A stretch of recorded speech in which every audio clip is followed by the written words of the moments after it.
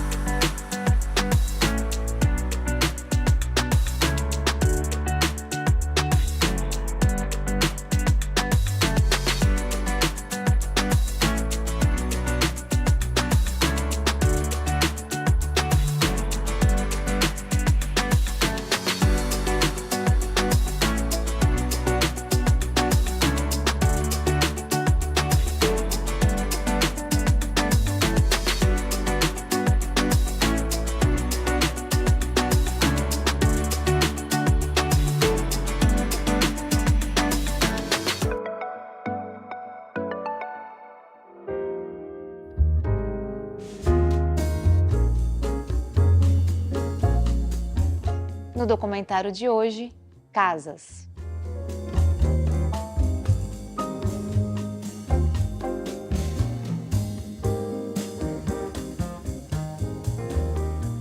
Quando a gente faz uma casa, né, especialmente uma casa de fim de semana, tem uma relação com a paisagem, uma relação com usos, sobretudo, de lazer e tal. É muito importante a gente pensar qual é o propósito, né, de se construir uma casa e não morar num apartamento, por exemplo.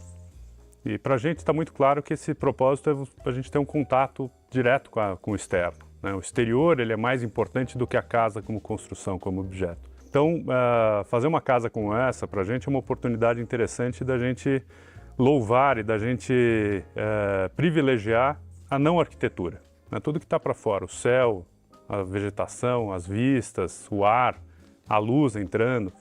De maneira que essa é uma casa que eu particularmente gosto bastante dessa casa, porque ela é bastante simples, elas são dois planos muito sintéticos, quadrados de concreto, um sobre o outro, com uma subtração que dá o nome à casa, né? A subtração de pedaços dessas lajes que permitem que a gente tenha uma visão meio que para todos os lados. É uma casa que olha muito para fora, e ao mesmo tempo a gente tem essa micropaisagem interna, que esse pátio que articula todas as funções da casa. A casa está organizada sobretudo num único pavimento, né? Nesse primeiro pavimento aqui da casa, acima do nível de chegada, onde se organizam todas as áreas sociais e íntimas da casa.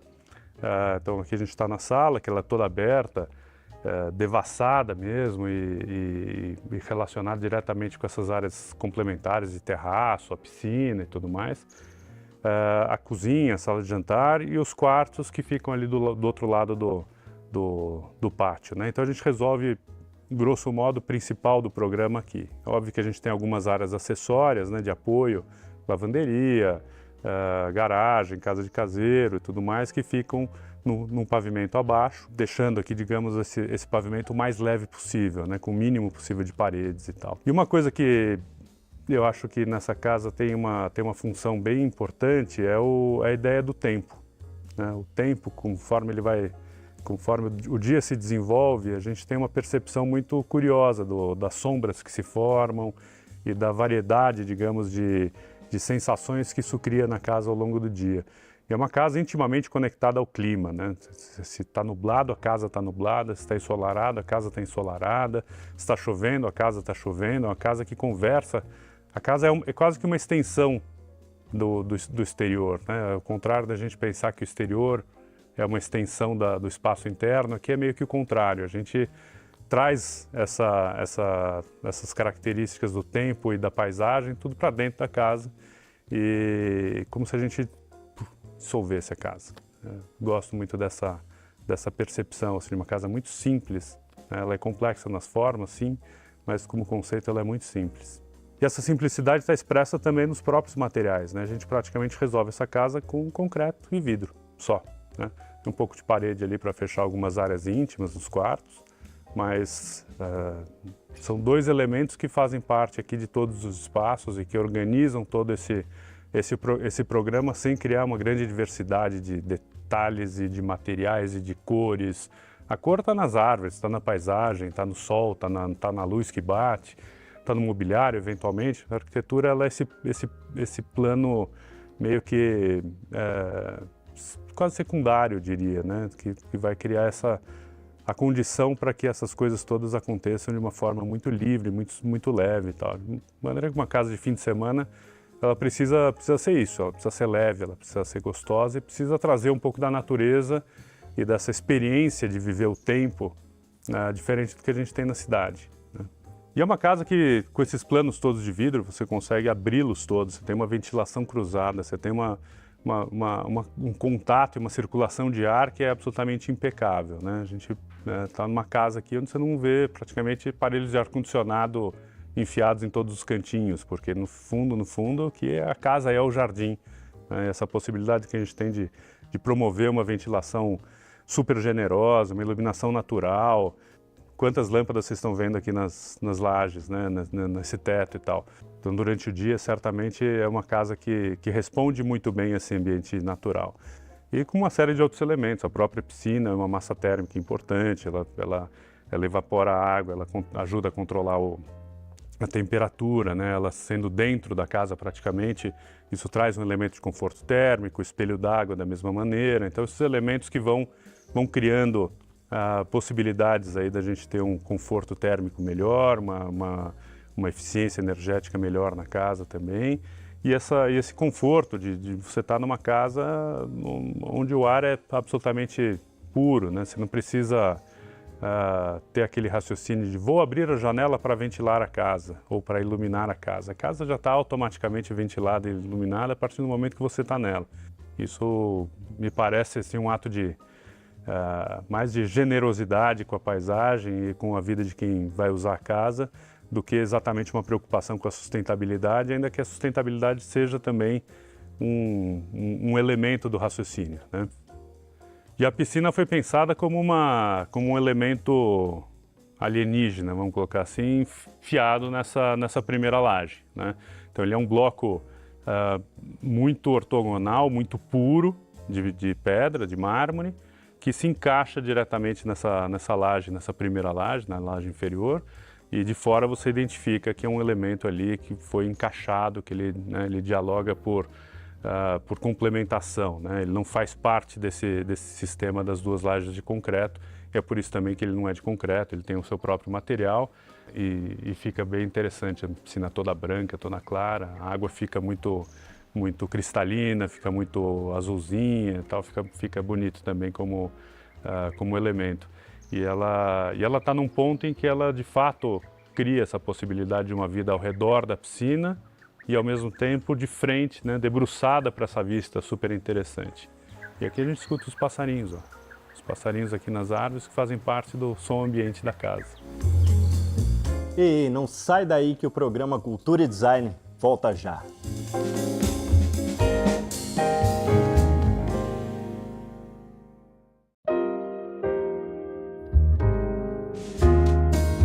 Arquitetura corporativa. Eu acho que o bacana da gente ser arquiteto é a gente poder lidar com o sonho das pessoas, não é? E o sonho das pessoas pode ser de uma pessoa, pode ser de uma empresa. Então, quando a gente recebe um desafio como o que a gente recebeu aqui, vamos criar um Life Hub. E a gente entendeu que nós precisávamos criar algo inovador para várias unidades de negócio que convivem e têm muita sinergia no mesmo local. Então aqui o objetivo do Life Hub foi dar oportunidade para as unidades de negócio se apoderarem ou se empoderarem dos espaços, usarem do jeito que elas acham mais conveniente para aquele momento e fazerem disto aqui um lugar de criação, de interação, de conhecimento e de network. E eu acho que isso funciona muito. E é tão bom a gente voltar aqui e ver ele funcionando, né? Ver as pessoas mudando as coisas de lugar, mudando as poltronas, puxando para fazer um grupinho aqui, um grupinho ali. Ou aquela que precisou de silêncio, ela vai lá, se fecha dentro de um phone booth que está bem hermético, bem acústico, com todo o charme, com todas as cores. Então, eu acho que esses desafios é que transformam a nossa profissão em algo tão encantador. Olha que bacana aqui essa inspiração que a gente trouxe Logo na entrada, a gente quis trazer uma biofilia que mimetiza com as calçadas de paralelepípedo, de mosaico português, onde no meio das pedrinhas começa a brotar um musgo.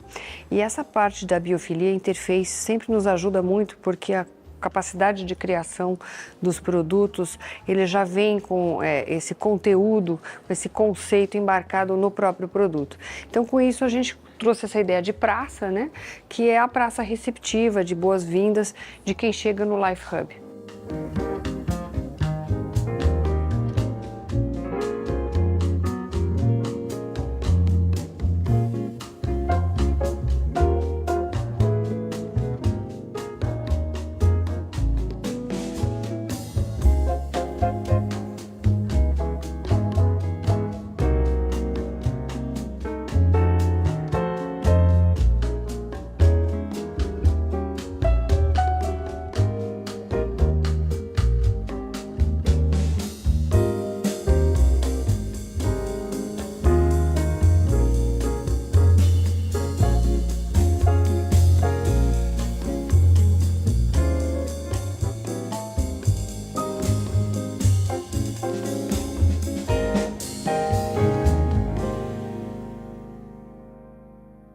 Sou Luiz Fernando Laurini, sou arquiteto aqui da Baia. O ambiente aqui ele acaba sendo propício, não só esses ambientes internos, como também nós temos uma área externa que ajuda desse momento informal, como por exemplo, você tem alguns parklets, nós temos área de serviço, diversos corredores que possam no dia a dia circular as pessoas e conectar um ao outro, né? Com esse momento que nós estamos trazendo aqui do home office, onde as pessoas, o escritório ele serve como uma área de apoio, é muito importante que esses locais eles sirvam para se conectar. Eu acho que esses ambientes aqui, ele tem como principal fator aqui se conectar entre as pessoas, se interagir, criar o seu network. Uma empresa, logicamente, como a nossa, ela tem uma quantidade muito grande de colaboradores e negócios coexistindo. Então é importante que esses ambientes eles acabam servindo para que haja essa interação, correlação entre os negócios. Voltamos aqui na Auren, numa recepção que não é recepção. Isso aqui é um lounge de boas-vindas. E nesse lounge, a gente idealizou de uma forma que a pessoa, quando chega, se sinta imediatamente abraçada.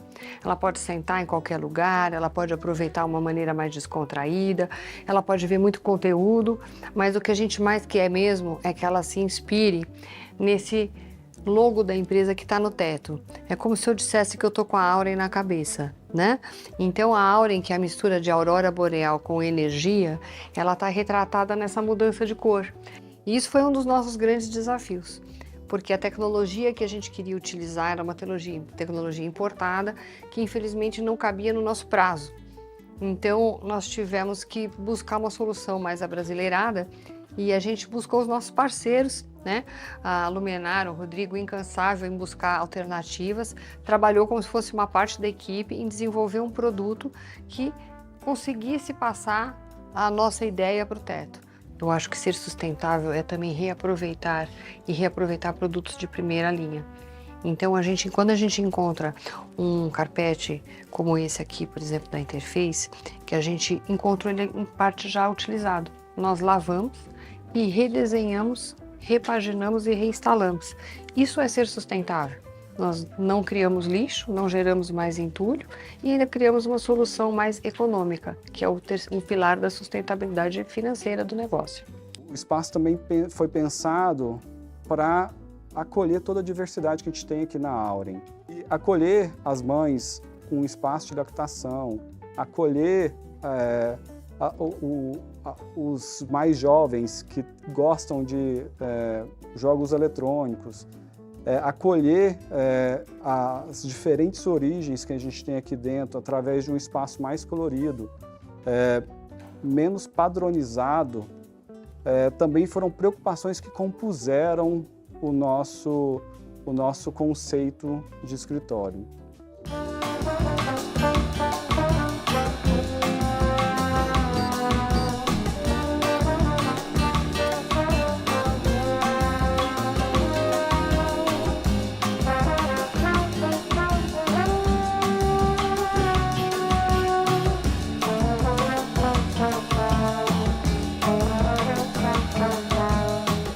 Então, eu acho que esse desafio de trazer ideias diferentes para um projeto, a gente esbarra sempre. Toda vez que a gente quer fazer alguma coisa fora da caixinha, menos convencional, ela dá no mínimo 3 vezes o trabalho. Porque seria muito mais fácil pegar algo pronto na prateleira. Mas o pronto da prateleira não tem o efeito encantador, não tem o efeito surpresa. E eu acho que é isso que fascina as pessoas quando elas vão num novo espaço. O efeito surpresa, a experiência nova. Então, Leonardo, muito bacana esse projeto aqui de vocês. Aqui é o WorkLab, é isso? Isso, aqui é o WorkLab, que é o escritório como conceito, né, como experiência. A gente tem o conceito do WorkLab justamente para a gente proporcionar para quem vem nos visitar uma experiência, né, do que nós estamos oferecendo para o mercado. Aqui nós permeando um pouquinho do espaço, a gente consegue ter a nossa plenária, nossa praça central, né, onde acontecem geralmente os encontros com as pessoas. Aos arredores da praça central, existem as estações de trabalho, onde as pessoas realmente elas estão desempenhando uma função, um papel, e elas se encontram na praça algumas vezes para trocar ideias, para conversar a respeito de algum projeto, conversar a respeito do trabalho, muitas vezes no horário do almoço para descontrair, para poder assistir alguma coisa na televisão. Então, lugar para eu sentar aqui com qualidade não falta, né? Não Tem falta. a estação de trabalho aqui, posso sentar ali também. Qual é o seu espaço preferido aqui? Meu espaço preferido é perto da janela, né, onde a gente pode olhar para fora. Então, seria aqui nós temos os nossos puffs que se chamam Pebble, né? Muito confortável. E olha, eu trabalhando aqui, eu acho que talvez ia tirar um cochilinho aqui no final do... Sabe aquele depois do almoço, assim? O cara deita, dá uma gostoso. descansada. Você falou em match, eu acho que essa cadeira deu um match comigo. Deu hein? match contigo, Quando teve a gente estava na pandemia, né? As pessoas elas queriam um lugar mais privativo, foram para casa, né? E agora a tendência é que elas retornem para o escritório. E elas retornando para o escritório, elas perceberam que elas não queriam mais aquele pranchão onde todo mundo sentava um do lado do outro. Então a gente precisa criar uma semi-privacidade para elas. Você tem ambientes de trabalho semi-privativos num ambiente aberto. E qual outro tipo de estação de trabalho que você tem aqui no Então, showroom? a gente tem uma estação que ela não tem essas divisórias, né? Que é uma aqui atrás de nós, né? Então ela é uma estação de trabalho onde as pessoas elas ficam pouco tempo, né? Então a gente consegue conversar no grupo, né? Que hoje é uma coisa bem... de trabalho, uma mesa de reuniões, né? Isso, um pouco mais dinâmico, um pouco mais aberta. Então todos os ambientes eles são coloridos, ou eles têm cores, né? Como a gente pode ver aqui, pés laranjas, cor da cadeira laranja. Do outro lado, pés areia, cor do tecido areia. Assento marrom com o pé de areia. Então, assim, a gente consegue praticamente fazer qualquer coisa que o arquiteto ou o especificador tenha na cabeça. Como que a gente pode chamar esse ambiente mais informal aqui? Pra gente sentar, tomar aquele cafezinho. Seria um ambiente de contemplação. Contemplação, né? Dessa vista incrível. Já o nome já diz, né? Então, às vezes você precisa atender uma ligação. Uhum. E às vezes teu pensamento está longe, então você senta aqui, pega um café, às vezes para ler um livro, para ler um artigo, alguma coisa. Ano que vem a gente completa 50 anos de Cavalete e a gente tem algumas novidades que estão por vir, né? Então a gente quer bater alguns recordes, tanto no Brasil como no mundo, e nós vamos tentar fazer isso com um produto, né? É uma pena que eu não posso falar, mas é bem bacana. A gente volta já já.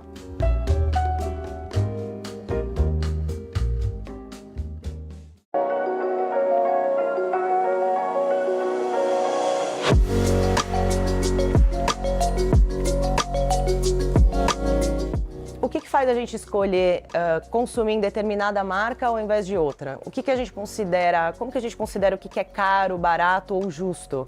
Como o nosso cérebro trabalha nessa equação, né?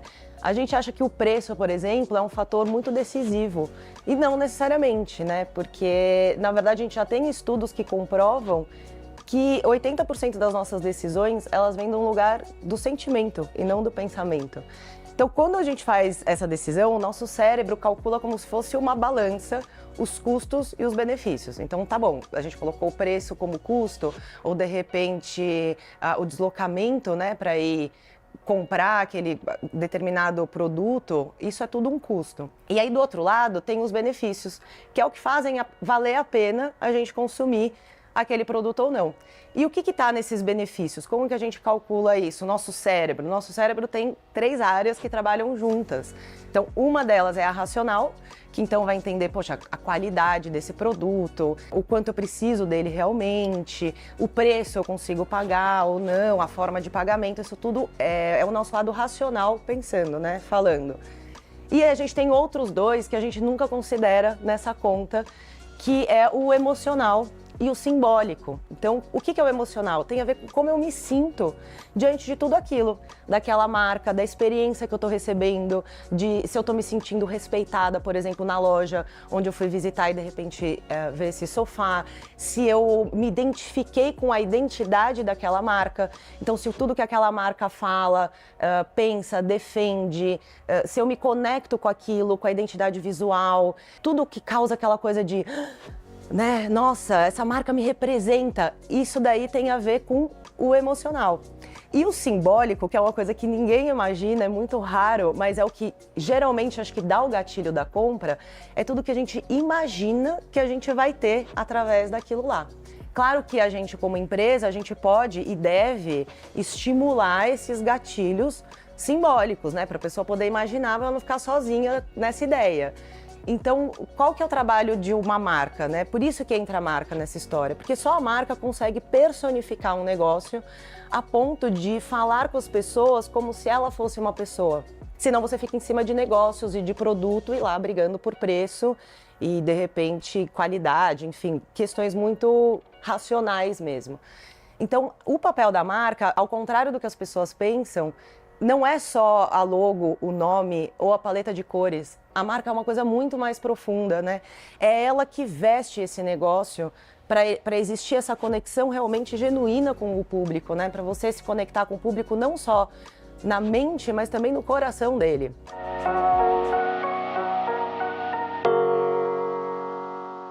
Eu estou hoje com o Marcos, que é da Carbono e da Decameron, né? O fundador das 2 marcas. A gente se conheceu há 10, 11 anos atrás.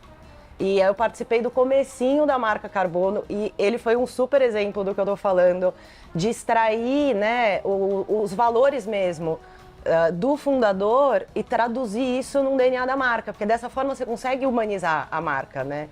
E... tem uma autenticidade também, né? Lembro o próprio nascimento da Carbono, ela nasceu dessa vontade de fazer diferente, não só por fazer diferente, uma necessidade quase que pessoal. E aí você começa a encontrar pessoas em comum que compartilham desse mesmo inconformismo. E esse trabalho foi muito desafiador, mas muito fácil ao mesmo tempo de fazer, né? Não doeu para fazer, foi gostoso porque as ideias foram fluindo, a gente teve uma comunicação muito bacana e ter construído a Carbono, que nasceu da essência dela, do coletivo, né? A gente respeitar a individualidade. Isso está muito explícito no nosso manifesto, parece que foi escrito hoje, né? Já se vão alguns 10 anos aí.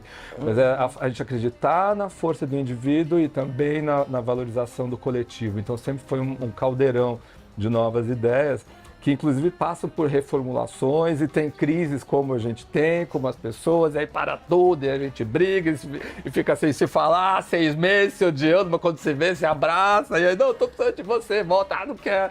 E isso é gente, né? Não, e é difícil fazer uma coisa diferente, né? É muito difícil você se colocar nesse papel disruptivo, né? De desconstruir padrões. Precisa ter coragem, né? Precisa acreditar muito naquilo. É um trabalho diário, se incomodar. E essa coisa do inspiracional, né? Do aspiracional, que é uma marca que tenta ser vanguardista, então é difícil, é muito mais fácil você vender só produto e seguir o fluxo, embora a gente já saiba que isso no futuro não vai se sustentar, né? Então... O produto pra gente acaba sendo muito natural, né? Assim, pela escola, pela história, por vários designers, ter essa coisa muito forte de outros designers estarem participando e estarem trazendo essas ideias, então o produto pra gente acaba sendo uma materialização daquilo que a gente acredita, mas ele não se sustenta só, né? Bons produtos várias pessoas têm. E de novo, é muito bom ver que a gente plantou sementinhas que continuam crescendo, que é esse inconformismo, a inclusão, a discussão, né? Então às vezes a gente fala, deixa o fundo branco para escrever de novo com o olhar que a gente tem hoje. E isso é muito bacana porque você não está travado, né? você não trava, você evolui junto com a tua cabeça, né? Eu não vejo problema em você mudar de ideia, porque eu não vejo problema de pensar. A gente construiu uma marca baseada numa forma sua de projetar, de pensar produto, né? Eu acho que essa leitura que a gente interpretou, né, para a marca foi muito desse seu lugar de propor um comportamento novo. Sim. Um comportamento a partir do mobiliário. Às vezes a gente não observa as pessoas, né, com atenção, né? Isso vem de uma observação constante, sabe, do comportamento. Às vezes como a pessoa entra no showroom, eu convido, deita, senta, tira o pé, porque na sua casa você vai fazer isso, né? E aí eu observo muito as crianças. As crianças são incríveis, a leitura que elas fazem, assim, eu falo, gente, a gente fica meia hora construindo um discurso, ela vai lá... É exatamente Compreendeu isso que a gente pensou, e às vezes ela te mostra, inclusive, situações que você não tinha visto, né? Então é muito importante, eu falo que o showroom é um laboratóriozinho assim, delicioso.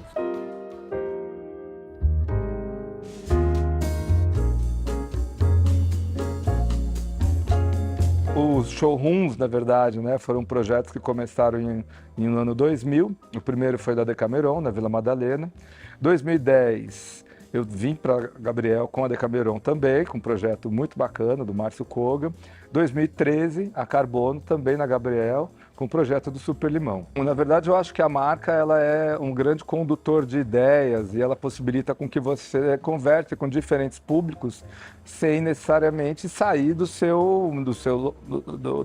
foco, do seu mercado, do seu produto, aquilo que você acredita, né? A Carbono, por exemplo, ela nasceu de uma necessidade específica que eu vi de clientes aqui na Decameron. Então as pessoas chegavam, os móveis da Decameron geralmente são móveis maiores, quando eu desenho o projeto eu penso em casas grandes, famílias maiores, e às vezes não dá para você simplesmente reduzir a escala, né? Perde um pouco a proporção, perde um pouco a harmonia, o produto. Então eu pensei, não, vamos criar então uma marca específica focada nesse público, nessa necessidade, e aí começou toda essa discussão da Carbono, como criar manter essa diferenciação, e com o tempo uma vem validando muito a outra. E mesmo estando aqui na mesma rua, a gente consegue claramente identificar um público e o outro público. Na Decameron, a gente tem uma vocação natural, né, para buscar casas maiores, as pessoas estão realmente mais estabelecidas, a gente é mais perene, o tempo aqui é muito diferente, é menos volátil. Enquanto na Carbono a gente está trabalhando muito com escritórios de arquitetura, até com uma linguagem bem contemporânea mesmo, então a gente brinca que a nossa irmã adolescente, né? Que ela é mais revoltada, ela muda mais, ela muda de cor, é um grande centro de experimentação. E foi muito bacana ver ao longo desses anos como naturalmente a gente atraiu para uma marca e para outra arquitetos e clientes que se identificam com isso que a gente está propondo. Eu acho que a gente fala, 30 anos, né? A gente viu tanta coisa, né? Mas acho que o ponto mais feliz assim dessa trajetória, o ponto que me deixa muito realizado é realmente saber que passaram muitas pessoas boas pela empresa, algumas deixaram assim marcas assim que vão ficar para sempre. Tivemos a oportunidade de trabalhar com muitos designers bons. O caminho é árduo como deve ser, é difícil como deve ser, porque ele proporciona um crescimento pessoal e profissional muito interessante. Então a gente está sempre se reescrevendo, está sempre começando de novo, está sempre aprendendo todo dia. E que isso inspire novas pessoas, novos estudantes, porque a gente está falando de cultura, né? O design é cultura. Hoje a gente busca, no meu caso específico das empresas, a gente está exportando propriedade intelectual. Foi uma forma, por exemplo, de eu competir no mundo com o nosso desenho, sem problemas geográficos que o Brasil tem, de custo, de logística, né? Então eu estou levando um pendrive, né? um arquivo, e estamos trilhando esse caminho lá fora. E eu gostaria muito que as pessoas, quando vissem um pouco dessa trajetória e falassem, eu vou fazer isso, eu vou encarar também, é muito legal, né? Porque, enfim, a gente ama design, né? Não sai daí! Que o Cultura e Design volta já.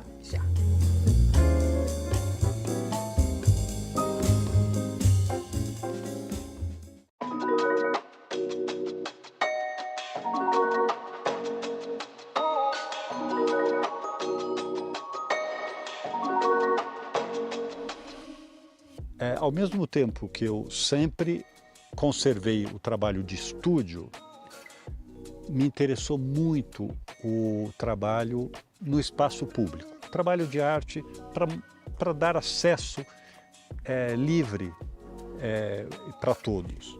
Tem um amigo meu que me levou lá na estação, na plataforma 1 da estação Júlio Prestes. Ele falou assim, Ângelo, aqui a gente vai colocar uns painéis de 2x2, vamos convidar mais 5 artistas. Fernando, negativo.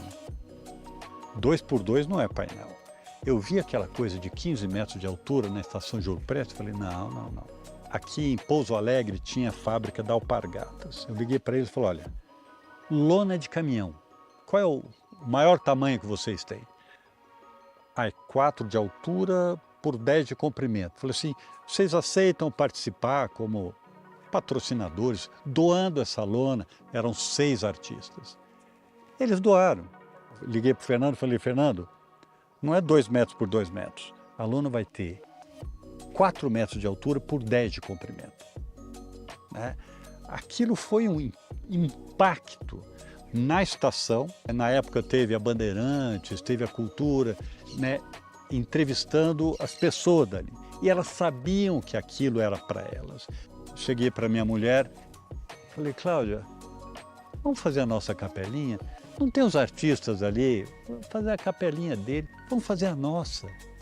Ali tinha um elemento diferencial. Eu estava entrando na arquitetura, que era uma reforma para incluir trabalho de mosaico, mas tinha na capela uma característica interessante que eram santinhos quebrados, que por superstição, quando o santo fica quebrado dentro da sua casa, não pode ficar dentro da sua casa. Então você tem que deixar nas capelinhas. E essa capelinha recebia muitos santinhos. Artista é um bicho esquisito, eles são acumuladores, E aí tinha uns acúmulos. Acúmulos de brinquedo da nossa filha quando pequena, botão, ficha telefônica, brinco quebrado, um monte de coisa. Isso, de uma forma lúdica, foi incluído nesse trabalho da Capela 1. Quase tudo pronto dentro. Eu falei, Cláudia, será que a gente abre? Tá meio estranho, vai. Assim, tem santo sem cabeça, cabeça sem santo. Mas foi uma agradável surpresa a recepção do trabalho. Falei, legal, nossa, as pessoas gostaram. Vou continuar. Eu faço parte de uma associação com sede em Nuremberg, de artistas brasileiros e artistas alemães. Eu convidei essa turma. Falei, olha, vamos fazer a Capela 2? Vocês fazem a parte externa só, e depois o resto eu me viro. Eles adoraram. Foi um desafio, porque tinham, assim, pintores que nunca tinham feito mosaico, mas, assim, o artista tem que aceitar o desafio, E para alemão, você dá um desafio, eles vão até o fim, Eu fiz uma homenagem à Volpe com as bandeirinhas e tal. De novo, foi uma coisa interessante, todo mundo gostou. Logo depois eu fiz um muro. Vamos fazer um muro com poesia, Vamos pegar os nossos grandes poetas, trechos pequenos e importantes, para os garotos e garotas refletirem sobre o que está escrito. A poesia não precisa de explicação racional, nada. Ela tem que te dar um impacto visual, sensitivo. Isso é encantador.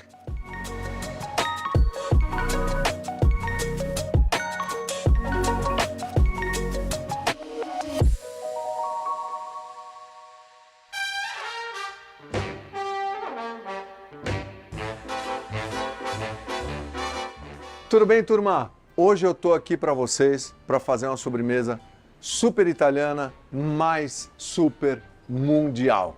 É o tiramisu, que no pé da letra quer dizer me joga para cima. Por que me joga para cima que provém o nome tiramisu? Porque como a base é café, o café deixa a gente acordado, Então é isso. Tiramisu tem várias versões, da onde ele foi feito a primeira vez, a história da guerra, porque o italiano é assim. É um doce ou uma sobremesa, ou algum momento importante dentro da sua casa, com amigos, que a base dele é biscoito champanhe, tenho um pouquinho de cacau amargo. Aqui eu tenho um café correto, como se diz em italiano, como se fala em italiano, que é um café forte com um pouco de marsala. Aqui a gente tem o creme de confeiteiro.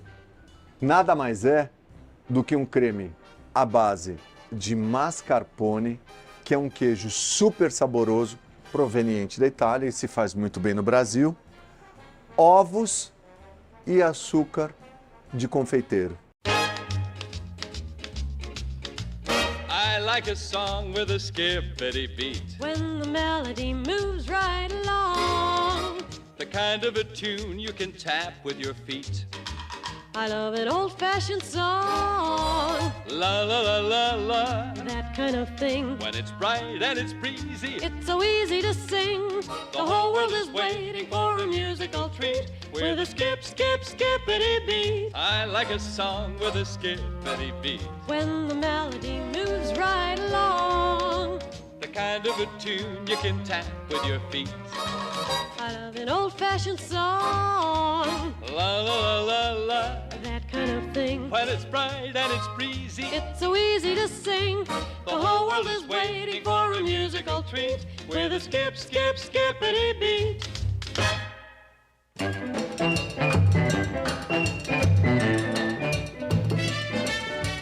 Meu caro galã, a propósito, você sabia que meu óculos inteiro é feito de aço? Ó, que arte. Olha aí, ficou bonito, né? Um design assim bem legal. E eu tô impressionado com o aço, né? Porque ele tá em formas mais robustas, como no satélite, como num design muito bonito que é seu óculos. É delicado, Gostei. né? Inclusive ficou bonito em mim. É. Certo? Você sabe por que a Líder em Aços está fazendo o maior investimento do setor no país? Porque esse é o nosso compromisso com o Brasil. Transformar a construção junto com o André, alçar novos voos com a Jennifer e ser a parceira das pequenas e grandes histórias do país, criando, junto com você, as soluções para um futuro melhor. ArcelorMittal, aços inteligentes para as pessoas e o planeta.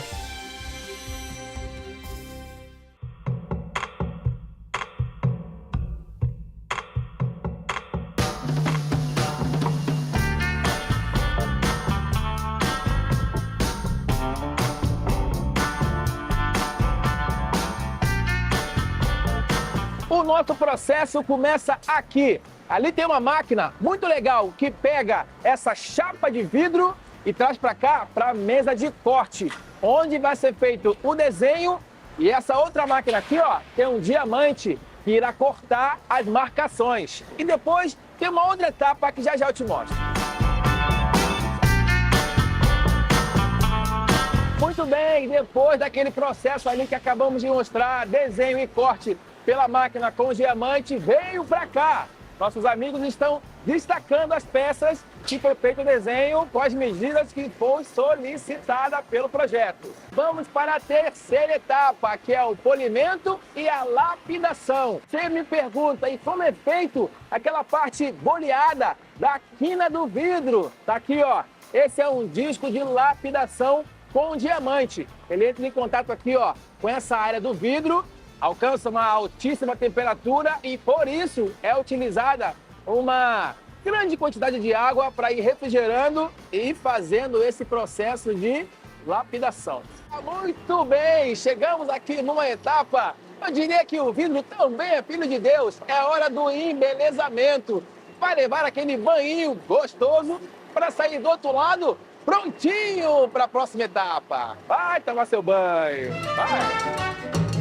Banho tomado, lapidado e polido. Agora sim eu posso colocar a mão, ó, à vontade. Está seguro. Chegamos aqui num processo muito especial. É o processo de impressão no vidro. Ela pode fazer qualquer coisa. Olha aqui, ó. Queria um mármore. Que lindo, hein?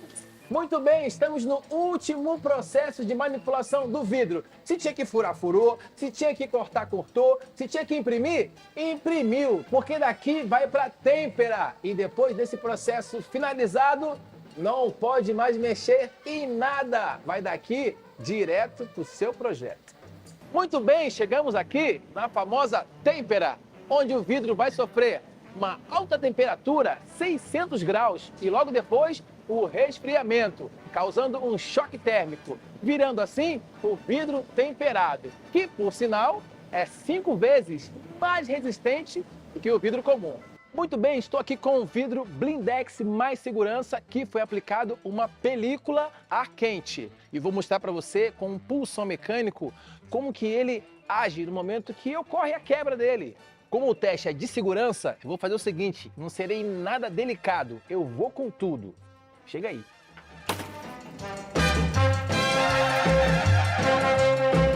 Sensacional, né?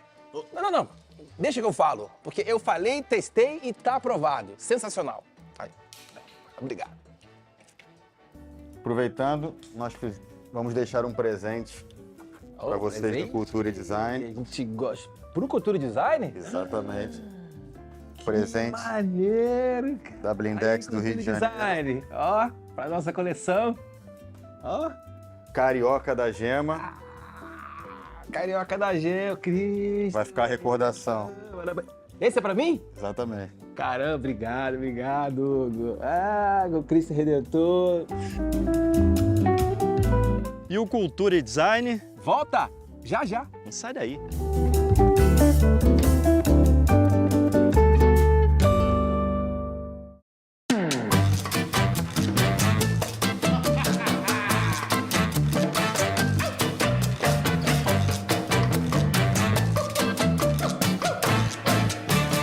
Muito bem, Kimi, meu caro galã. E o É Pra Lá Que Eu Vou do Cultura e Design chegou em Minas, meu caro. Não, eu já te falei, não é Minas, é quase Minas, mas ainda é São Paulo. Então aqui é São Bento do Sapucaí. Como você falou, parece Minas, mas é São Paulo. Vamos conhecer a cidade? Sim, é a última cidade de São Paulo, sentido Minas, né? Sentido Minas. Que tem as capelas dos cactos, né? Nossa, essa bonita Igreja do Rosário. Sim, eu tô precisando rezar um pouquinho, viu, meu caro? Vamos lá, a Kimi também tá precisando, ela anda meio estressada, sabe?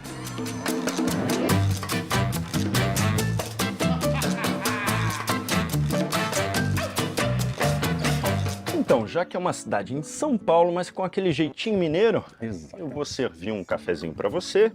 Essa é uma boa ideia. Você quer um cafezinho, Kimi? Meu caro, e esse lugar aqui, Rancho do Paioleiro? Esse lugar é bem na divisa, vamos dizer assim, né? Pra mim tem um espírito muito mineiro aqui. Se eu não me engano, eu acho que é a 5ª vez que eu venho aqui. Ah, eu fiquei sabendo que tem um passeio de quadriciclo, que eu sou mestre em quadriciclo, é verdade? É, não sei se você é mestre, eu creio que não, mas aqui o passeio de quadriciclo é as paisagens de tirar o fôlego. Então fica olhando eu andando de quadriciclo. Bora lá? Kimi, bora andar de quadriciclo.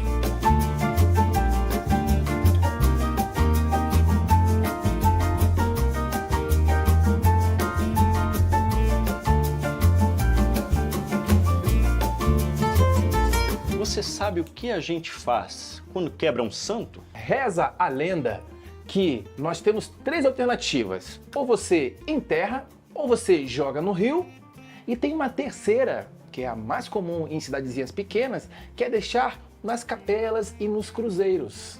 É pra lá que eu vou, São Bento Sapucaí, aqui no Cultura Design. Vamos conhecer mais. Bora, Kimi. Bora.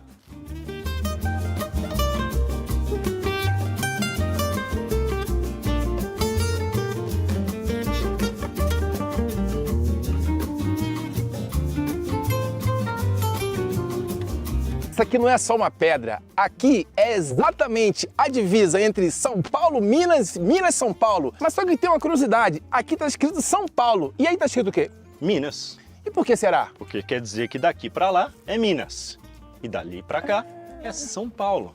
Ai, meu Deus, que papo de louco.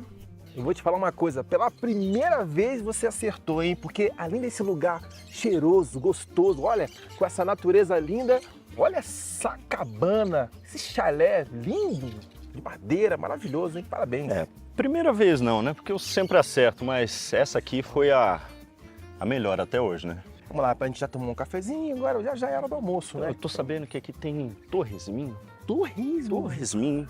Meu caro galã, aqui no Rancho do Paioleiro, eu fiquei sabendo que tem uma trilha aqui, ó, uma trilha meio rústica e tal. Você que conhece melhor, fala aí como é que é. Paioleiro. Você sabe o que é paioleiro? Paioleiro, claro que não. Não sabe? Não sei. Então, na parte de baixo da propriedade, aqui é a região do Paiol. Então é o acampamento mais antigo do Brasil. Então legal. Quando você acampa lá, você se forma, sabe? Você é um paioleiro. Vira um paioleiro. Isso. Eu não sou um paioleiro, você muito menos, mas a gente vai desbravar o rancho do paioleiro. Bora? E nos tornaremos um paioleiro. Ah, Talvez. esse título maravilhoso. Talvez.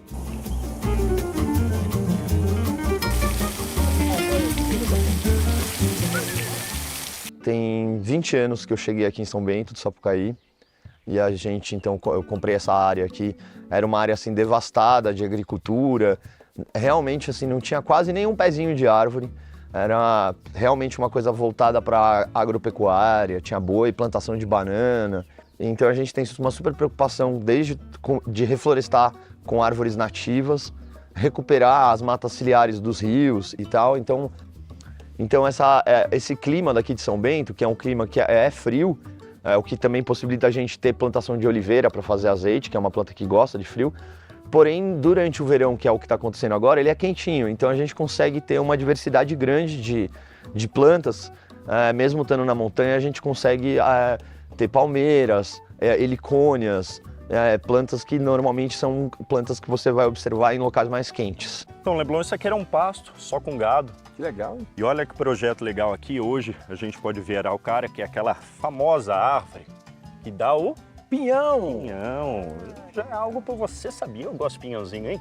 Caramba. Muitas árvores, né, nativas. Inclusive tem uma palmeira vermelha que vem lá da Costa Rica. Você sabia disso? Que está em extinção, inclusive, Está em extinção.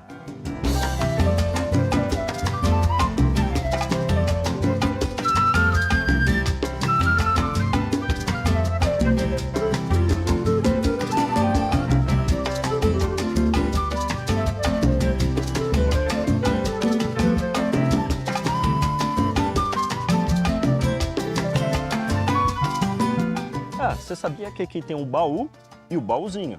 Por conta do embaú, que seria visto de cima. Então, embaú, mas aí abrevia e fica Pedra do Baú.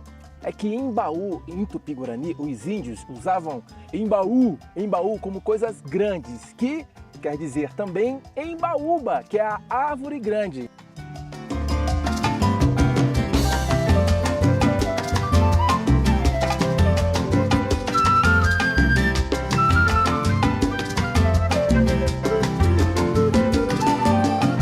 Leblon, olha que bacana essa ideia aqui na Quitandinha do Paiol. Autoatendimento, você vem, ó, da lojinha da honestidade, faz suas compras, você mesmo paga, você mesmo anota ali, entendeu, o que você pegou. Aqui também? Então eu vou levar esse pãozinho pra aqui, pãozinho pra mim.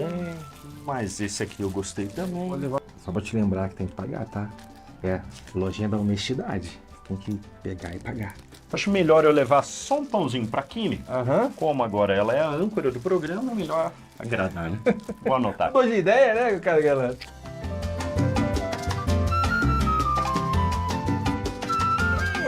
Aí, ó. Cultura e design. Aí, que beleza. Olha só que delícia. Final de tarde, aqui no Rancho do Paioleiro. Leblonzinho, eu tô triste. Tá acabando, né? São Bento do Sapucaí, esse lugar maravilhoso, mas também tá terminando a nossa terceira temporada. Mas não fica triste não, meu caro galã. O Cultura e Design e o É Pra Lá Que Eu Vou vão estar já na 4ª temporada. E ó, quer saber? A gente não vai parar. Vai ficar no Instagram, no YouTube, tem um monte de coisa vindo por aí. O quanto eu me vejo em você, seja onde for.